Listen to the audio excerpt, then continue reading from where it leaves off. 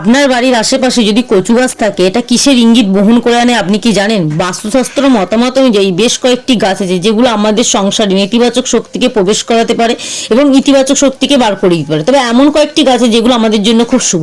ধরুন আপনার বাড়ির আশেপাশে কচু গাছ হয়েছে, তো এই কচু গাছ কিন্তু আমাদের জীবনে সুখ স্বাচ্ছন্দ্য বয়ে আনতে পারে, অর্থকষ্ট দূর করতে পারে, অর্থকে কিন্তু আমাদের দিকে আকর্ষিত করতে পারে, আমাদের জীবনের দারিদ্রতা থেকে আমাদের মুক্তি করতে পারে।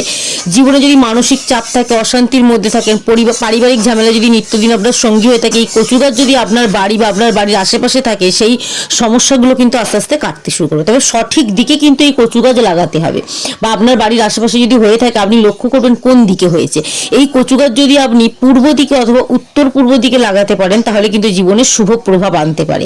এছাড়াও এই কচু গাছ যদি আপনি প্রতিদিন ঘুম থেকে উঠে একবার করে দর্শন করতে পারেন তাহলেও কিন্তু শুভ বলে মনে করা হয়। তো অবশ্যই কিন্তু আপনি আপনার বাড়ির অর্থ কষ্ট দূর করতে চাইলে, পারিবারিক অশান্তি থেকে মুক্তি পেতে চাইলে, মানসিক চাপ কমাতে চাইলে, দারিদ্রতা থেকে মুক্তি পেতে চাইলে অবশ্যই আপনি আপনার বাড়ির আশেপাশে অথবা বাড়ির ভিতরে কচু গাছ লাগান, তবে সঠিক দিক নির্বাচন করে।